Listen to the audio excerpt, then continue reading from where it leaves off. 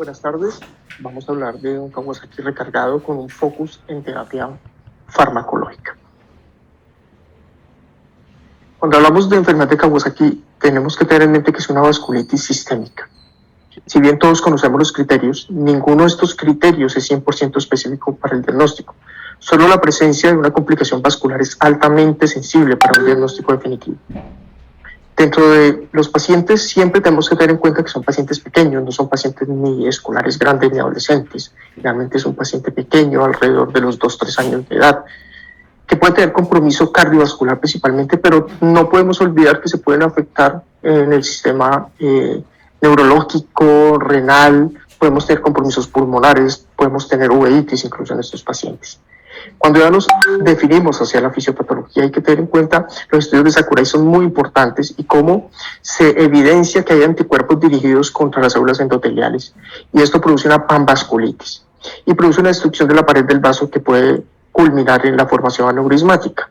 Además, cuando tenemos inflamado el endotelio, hay activación plaquetaria y estas plaquetas actúan con el factor de von Willebrand, causando una trombosis conducida principalmente por plaquetas, lo que llamamos el concepto de inmunotrombosis. Y esta inmunotrombosis es muy importante, que puede ser una causa de mortalidad aguda o subaguda en nuestros pacientes. Si tenemos en cuenta las teorías que hay alrededor de la enfermedad de Kawasaki, no podemos olvidar las teorías o los ejemplos haciéndolo a través de un embudo, y cómo en un paciente susceptible vamos agregando diferentes factores en los que tenemos en cuenta mucho los procesos infecciosos que hay alrededor para terminar en un proceso inflamatorio sistémico. Esta misma teoría la podemos ver allí en la imagen, como si le agregamos el coronavirus, el SARS-CoV-2, pues tenemos unas manifestaciones similares a Kawasaki o Kawasaki-like, lo que conocemos ahorita en el espectro de la respuesta inflamatoria multisistémica temporalmente asociada a COVID. Es claro que la terapia inicial de la enfermedad de Kawasaki no tiene discusión. La inmunoglobulina es la que más nos da la ayuda, y es así como si tenemos 100 casos de Kawasaki y a ninguno le damos tratamiento, 25 casos, el 25% pueden llegar a tener anormalidades de las arterias coronarias. Si damos inmunoglobulina humana, esto puede disminuir hasta el 5%. Ojo, pero la recurrencia o la persistencia del estado inflamatorio puede llegar hasta un 20% de los casos. Y cuando hablamos de recurrencia o persistencia, estamos hablando de más inflamación y más vasculitis. O sea que hay más riesgo de tener daño en las arterias coronarias como en arterias sistémicas. El mayor efecto de la inmunoglobulina es en la modulación de la producción de citoquinas y la influencia en la actividad sobre las células T. O sea que el final resultado de dar inmunoglobulina es la supresión en la síntesis de anticuerpos y en la lesión inflamatoria del incendio que tiene el paciente. La inmunoglobulina humana se da a una dosis de 2 gramos por kilo de peso y se pasa a una infusión que dura 12 horas. El tiempo de infusión es importante porque los estudios demuestran que si usted infunde entre más tiempo o más días, pues va a tener menos efecto sobre esta respuesta inflamatoria. O sea que es muy importante el tiempo de infusión en estos pacientes. ¿En qué momentos podemos modificar un poco la infusión de los medicamentos, el tiempo de infusión de la inmunoglobulina? Si tenemos un paciente con una disfunción miocárdica, si tenemos un paciente con una sobrecarga de volumen o una comorbilidad que impide que reciba esta carga de volumen tan alta en tan poco tiempo. Ahora bien, ¿cuál es el medicamento que va de la mano con la inmunoglobulina? Lo sabemos, si es la aspirina. No me voy a detener mucho en la discusión de qué dosis vamos a dar, pero la aspirina se utiliza para modificar el estado inflamatorio y prevenir trombosis, no para disminuir anormalidades de arterias coronarias. Y hay que tener en cuenta que cuando damos tratamientos prolongados con aspirina, debemos tener en cuenta vacunación contra influenza y revisar el estado de vacunación contra varicela. La inmunoglobulina, si bien disminuye el riesgo de anormalidades de arterias coronarias a un 5% en promedio, la dosis de aspirina baja antiagregante de 3 a 5 miligramos por kilo versus una dosis alta, y ojo que aquí ya estamos hablando de dosis alta mayor de 30 miligramos por kilo, ¿sí? No estamos hablando de dosis ni de 80 ni de 100 miligramos por kilo por día, sino de 30 a 50. No hay diferencias en las anormalidades de arterias coronarias. O sea que no tiene ningún efecto dar esas dosis altas para prevenir formaciones aneurismáticas coronarias o en otros. Ahora bien, si tenemos inmunoglobulina y aspirina, tenemos que empezar a definir a quién le voy a dar yo esteroides. Y cuando pensamos en esteroides, decimos, ¿vamos a darlo desde entrada o vamos a darlo como segunda línea? El estudio clásico, que es el estudio publicado en Lancet en el 2012, el estudio RISE, ¿qué nos propone y qué nos enseña? Primero, que si usted tiene un paciente con una inflamación importante derivada de la enfermedad de Kawasaki, es un paciente incendiado, un paciente que está en cuidado intensivo, está muy taquicárdico, está muy febril y tiene alteraciones bioquímicas o hematológicas que hagan pensar que este paciente tiene un estado mayor al que tenemos normalmente en nuestros pacientes con enfermedad de Kawasaki, se beneficia de entrada de recibir la inmunoglobulina acompañada de la aspirina y acompañada de los esteroides. ¿Qué pasa cuando miramos los resultados del estudio? En pacientes con enfermedad severa, si yo doy inmunoglobulina más esteroide de entrada, puedo disminuir a 3% la formación de anormalidades de arterias coronarias. Por el contrario, si solamente doy la inmunoglobulina, las anormalidades de arterias coronarias en este grupo de mucho incendio, de mucha inflamación, puede llegar hasta el 23%. ¿Cuáles son las recomendaciones actuales de los pacientes con respecto a recibir esteroides o no? Entonces, lo podemos dar como segunda línea en el que no respondió inicialmente inmunoglobulina, pacientes menores de 1 año con una enfermedad severa y marcadores inflamatorios importantes, o pacientes con aneurismas coronarios y o periféricos y o persistente inflamación. O sea que es un adyuvante en el paciente muy inflamado. O podemos mirar las recomendaciones de la AJA, que dice pueden usarse como una terapia de primera línea en pacientes con alto riesgo de no ser respondedores a inmunoglobulina, tratamiento adicional en pacientes no respondedores y algo que sí es muy claro en todas las guías es que siempre que usamos esteroide tiene que ir acompañado de inmunoglobulina, sea como primera línea o sea como segunda línea. Cuando hablamos de resistencia en enfermedad de Kawasaki, hay que tener en cuenta ¿con qué vamos a definir esa resistencia? Uno de los puntajes que podemos usar más frecuentemente es el puntaje de Kobayashi. Aunque si bien los estudios son más derivados a personas en Japón, las recomendaciones de algunas guías, incluso europeas, es que usted puede apoyarse del puntaje Kobayashi para definir si el paciente tiene características de ser resistente o refractario a inmunoglobulina. Y este puntaje tiene los criterios que tenemos allí anotados. Entonces tenemos en cuenta parámetros como el sodio, las transaminasas, el tiempo que lleva el paciente con fiebre y en el momento en el que yo le coloqué la inmunoglobulina, cómo está hematológicamente, si está en neutrofilia, cómo están las plaquetas, o si por el contrario está muy inflamado el paciente o si es un paciente menor de 12 meses. Hablamos de resistencia a inmunoglobulina cuando tenemos 5 puntos o más. Pero hay que tener en cuenta que incluso los pacientes que llegan a tener 3 o 4 puntos de estos criterios de Kobayashi para resistencia a inmunoglobulina también pueden desarrollar anormalidades de arterias coronarias. Y ahí entonces ya empezamos con el estudio RISE que vimos con la combinación de inmunoglobulina y esteroides, y este es el estudio post-RISE, que es algo más de la vida real. Y nos ponemos a ver qué pasa con estos pacientes que tienen algunos criterios de refractariedad, pero no completos para completar 5 puntos o más. Entonces, pacientes de bajo riesgo también pueden desarrollar anormalidades de arterias coronarias. Y entonces aquí lo vemos. Entonces vemos los pacientes lo vemos en las columnas, si tiene 1, 2, 3, 4 puntos de estos criterios de Kobayashi, y cómo los pacientes que tienen 4 puntos pueden desarrollar anormalidades de arterias coronarias. O sea que tener un paciente no tan inflamado, ojo, porque nos puede pasar por alto, y no administrar a tiempo, no hacer el diagnóstico y tener más chance de desarrollar anormalidad de arteria coronaria. En la resistencia en enfermedad de Kawasaki, en esa resistencia a inmunoglobulina, el cardiólogo nos tiene que mirar 3 aspectos en ese corazón. Uno es la arteria coronaria derecha proximal, nos tiene que mirar la arteria coronaria izquierda y nos tiene que mirar la arteria descendente anterior izquierda en la región proximal también. O sea que como mínimo en los estudios, como en el post-RISE, como mínimo estas 3 ramas fueron evaluadas. Si no se evaluaron las 3 ramas, los pacientes eran sacados del estudio, porque no podemos hacer un estudio teniendo presunción de que no había aneurisma porque no se ve la rama coronaria. Y es así como seguimos presentando anormalidades de arterias coronarias a medida que el paciente tiene más puntos y se acerca, ¿sí?, a los 5 puntos de Kobayashi.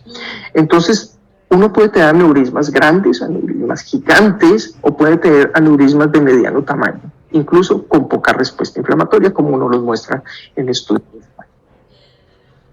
Ahora bien, ¿qué es lo que quiero que se lleven a casa con estos estudios por radio de resistencia en enfermedad de Kawasaki?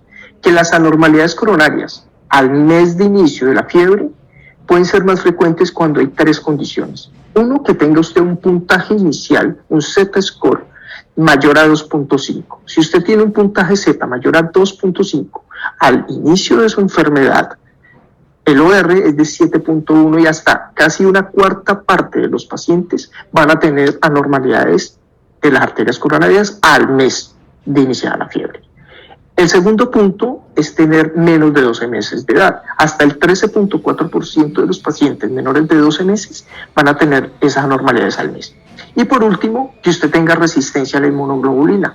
El 9% de estos pacientes van a tener las anormalidades. O sea, cuando trate un paciente y va a empezar el tratamiento y tiene esa dilatación de Z-score mayor de 2.5, ojo, porque probablemente ese paciente va a requerir una intervención más allá de inmunoglobulina y usted tiene que pensar en colocarle esteroides a ese paciente de entrada o ayudarse adicionalmente y tempranamente por otro tratamiento adicional, sea ciclosporina, sea infliximab, sea el que uno tenga en cuenta en su sitio de trabajo. Los pacientes menores de 6 meses tienen algo particular y son los de mayor cuidado. Los de 6 meses de edad, cuando uno los mira en el tiempo en los estudios, hasta el 63% desarrollan anormalidades coronarias, aneurismas coronarios. Eso es un gran porcentaje. ¿Por qué? Porque estos pacientes tienen más casos de enfermedad de Kawasaki, más casos incompletos. Creemos que tienen más un proceso infeccioso adicional más que una enfermedad de Kawasaki. E incluso cuando los comparamos, habiendo recibido terapia de inmunoglobulina en los primeros 10 días de iniciar la fiebre, estos pacientes desarrollan un 20% de aneurismas versus un 5% en los que son mayores de 6 meses. O sea que los pacientes pequeños, menores de 6 meses, tienen el mayor riesgo de generar aneurismas e incluso lo que vamos a ver, que tienen mayor riesgo de generar aneurismas sistémicos.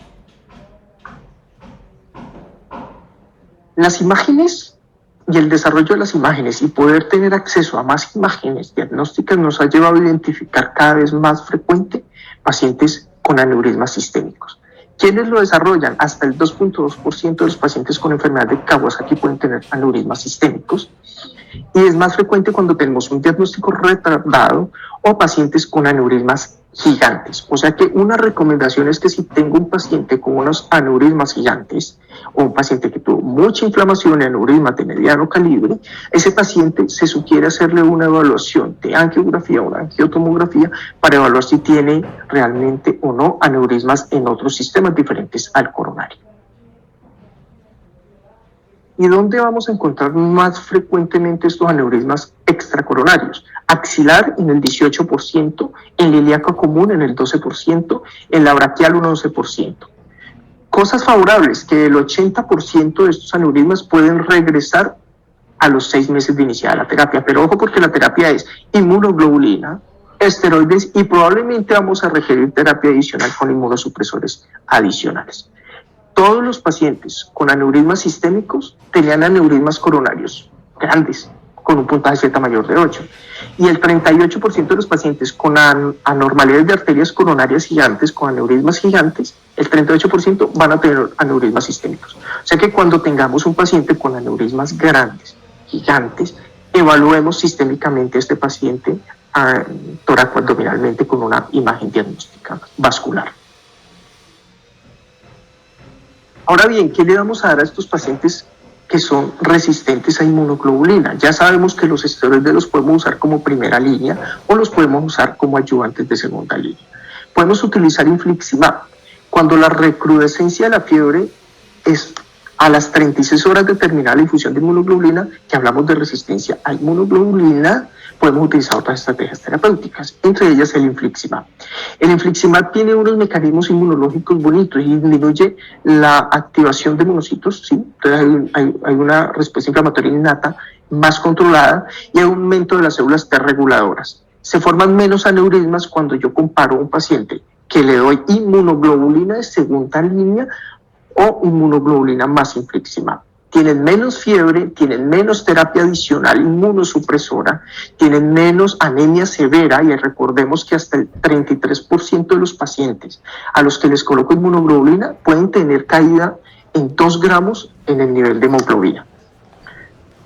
El estudio clásico para infliximab es el KIPCATE, que fue publicado en octubre del año pasado, fue publicado, aunque haya sido publicado online previamente, pero fue publicado definitivamente a finales del año. ¿En qué otros elementos nos podemos ayudar para inmunosuprimir al paciente? La ciclosporina tiene un estudio también muy bonito, pero este estudio está más definido a los pacientes que tienen que portan algunas anormalidades genéticas que predisponen al paciente a inflamación. ¿Sí? Los pacientes que reciben inmunoglobulina más ciclosporina en segunda línea tienen menos anormalidades de arterias coronarias y tienen una reducción en aneurismas con puntajes Z mayores a 3. ¿A qué vamos? A que cuando tenemos un paciente que es refractario a inmunoglobulina, resistente a inmunoglobulina, en segunda línea nos tenemos que ir acompañados o de esteroides o de un inmunosupresor adicional si ya usamos esteroides previamente. Y esto es muy claro porque los tiempos en los cuales tenemos que administrar los medicamentos son estándar. O sea, yo coloco inmunoglobulina, termino inmunoglobulina y a las 36 horas evalúo en mi paciente para saber si requiere nueva dosis con inmunosupresor adicional. O sea que en eso tengo que ser muy estricto en la administración de medicamentos. El tratamiento de intensificación, ¿sí?, va dirigido a que yo tengo que disminuir la generación de anormalidades de arterias coronarias. Y ahí lo vemos en la imagen. Cuando yo doy al paciente inmunoglobulina más infliximab, inmunoglobulina más esteroide, le va mucho mejor a largo plazo que el paciente que solamente recibe inmunoglobulina como terapia de segunda línea. ¿Qué otros tratamientos se vienen? Y ya vienen desde unos años atrás. Uno son las estatinas.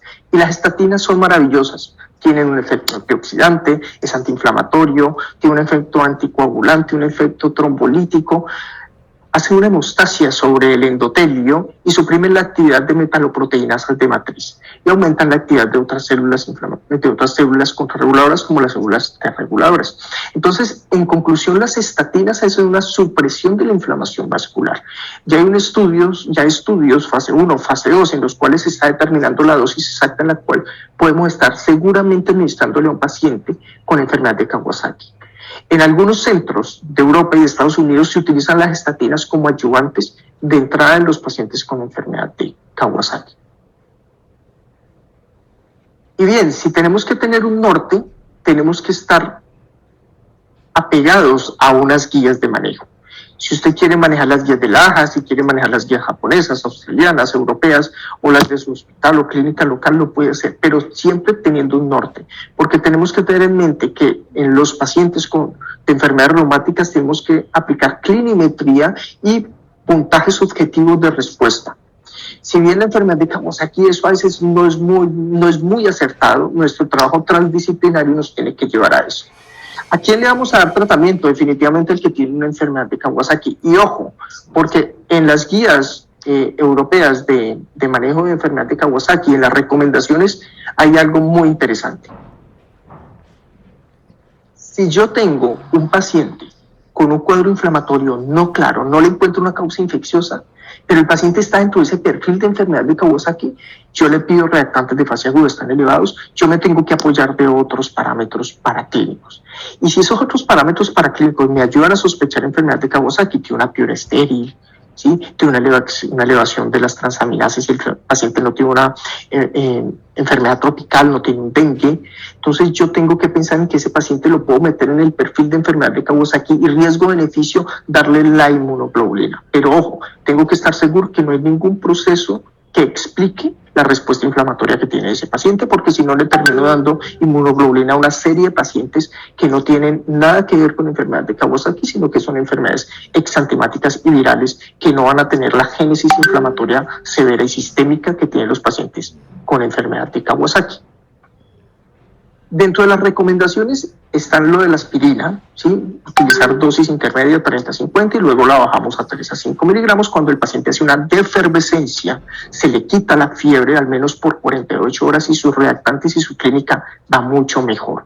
Recordemos que si el paciente no va mejor, sigue con fiebre, yo con la aspirina sola, manteniéndola a los 30-50 no estoy haciendo nada. La aspirina no me sirve para disminuir anormalidades de arterias coronarias, ¿sí? Entonces yo tengo que adicionar otra estrategia de manejo en el paciente. Y si bien ya decido colocarle esteroides, pues tengo que tener en la mente, ¿sí?, y proyectado en la historia clínica qué protocolo de manejo le voy a dar a los esteroides. Si voy a utilizar unas dosis de 0,8 miligramos por kilo por dosis, cada 12 horas en el paciente inicialmente, hasta que resuelva la fiebre o hasta que los reactantes vayan mejor, y luego lo paso a una dosis oral, o si por el contrario decido colocarle 10 a 30 miligramos por kilo por día a ese paciente. Independiente de los regímenes del régimen que yo decido utilizar, tengo que tener en mente que ese paciente lo proyecto a unas semanas de esteroide entre 2 a 3 semanas. O sea que nunca colocamos pulsos, o sea, no coloco la inmunoglobulina y un pulso único de esteroides y dejo al paciente solo, no, sino que lo acompaño con el esteroide durante esas 2 a 3 semanas de manejo. Y es así como la conclusión final, y lo que más quiero que se llene acá es que retrasos en el inicio de tratamientos adicionales podrían permitir la formación de anomalías en las arterias coronarias o en arterias sistémicas. Muchas gracias.